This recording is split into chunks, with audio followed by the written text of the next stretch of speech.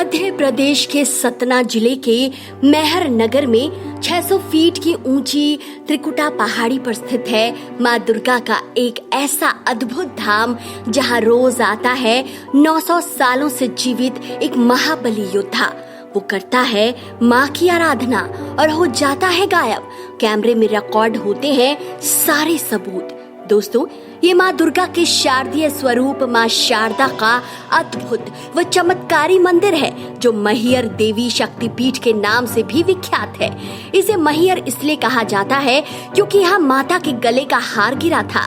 माना जाता है भगवान शंकर के तांडव नृत्य के दौरान उनके कंधे पर रखे माता सती के शव से गले का हार त्रिकुट पर्वत के शिखर पर आ गिरा था। इसलिए इस पर्वत स्थल की गणना शक्तिपीठों में की जाती है। लेकिन यह मंदिर देवी से ज्यादा उनके एक भक्त के लिए जाना जाता है जो भक्त 900 सालों से जीवित है।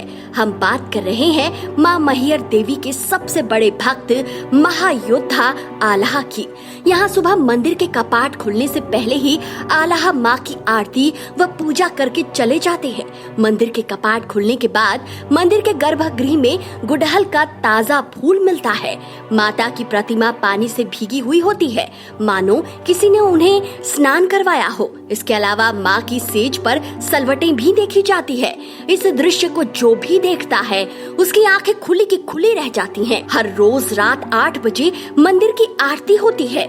आरती के बाद गर्भगृह की साफ सफाई होती है, माता की सेज सजा दी जाती है, फिर मंदिर के सभी कपाट बंद कर दिए जाते हैं। लेकिन रात में बंद मंदिर के अंदर से घंटियों के बजने की आवाजें आती हैं।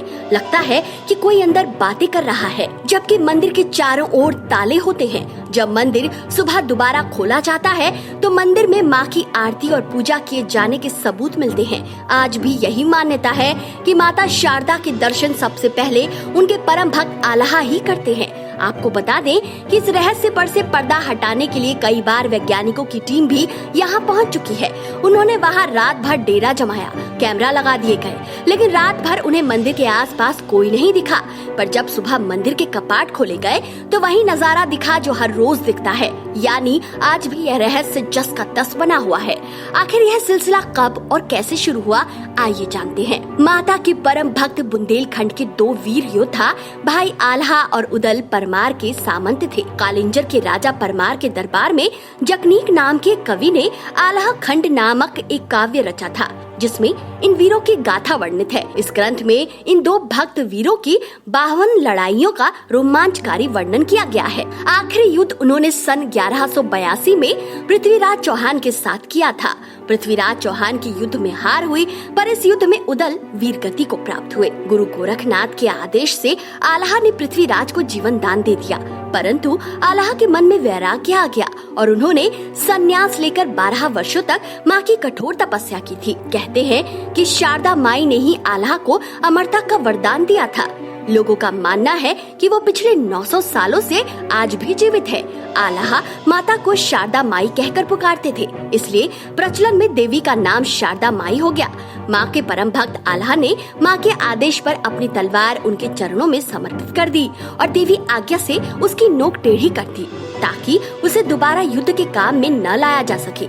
इस तलवार की नोक को आज तक कोई सीधा नहीं कर पाया है। मंदिर परिसर में अनेकों ऐतिहासिक महत्व के अवशेष अभी भी आल्हा व पृथ्वीराज चौहान के बीच जंग की गवाही देते हैं। मंदिर के पास ही आल्हा की स्मृति में एक सुंदर तालाब बनवाया गया है। मंदिर के पीछे ही अखाड़े बने हुए हैं। कहा जाता है कि इस इलाके में दोनों भाई जोर आजमाइश के लिए कुश्ती का अभ्यास करते थे। आज भी ये अखाड़े उन वीरों की गाथा का गान करते हैं और मंदिर दर्शन करने वाले तीर्थ यात्री अखाड़े में जाकर माथा टेकते हैं। मंदिर के ठीक पीछे एक और भव्य मंदिर है जिसमें अमरत्व का वरदान प्राप्त आल्हा की तलवार उन्हीं की एक विशाल प्रतिमा के हाथ में थमाई गई है। माँ शारदा तक पहुँचने की यात्रा को 4 भागों में बांटा गया है। प्रथम भाग की यात्रा में 480 सीढ़ियों को पार किया जाता है। दूसरा भाग 228 सीढ़ियों का है। इस यात्रा खंड में पानी व अन्य पेय पदार्थों की संपूर्ण व्यवस्था होती है। यहाँ पर आदेश्वरी माई का प्राचीन मंदिर है। तीसरे भाग की यात्रा में 147 सीढ़ियां हैं। चौथे और आखिरी भाग में 196 सीढ़ियां पार करनी होती है, तब जाकर माँ शारदा का मंदिर आता है। चलिए जान लेते हैं कि आप यहाँ कैसे पहुँच सकते हैं। सतना से 160 किलोमीटर की दूरी पर जबलपुर और 140 किलोमीटर की दूरी पर खजुराहो एयरपोर्ट है। वहाँ तक हवाई मार्ग से आकर सड़क मार्ग से सतना पहुँचा जा सकता है। अगर आप रेल मार्ग से जाना चाहते हैं तो बता दें कि मैहर जिले के लिए देश के कई शहरों से ट्रेन चलती है। इसके अलावा मैहर जिला देश के कई शहरों के मुख्य सड़क मार्ग से जुड़ा हुआ है। इस कारण यहाँ बस या निजी वाहन से भी पहुँचा जा सकता है। फिलहाल इस वीडियो में इतना ही। मिलते हैं अगले वीडियो में एक नए रहस्य के साथ। आपको यह वीडियो कैसा लगा हमें कमेंट करके जरूर बताएं। वीडियो अगर पसंद आया है तो इसे जितना हो सके शेयर कीजिए। जय माता मैहर की।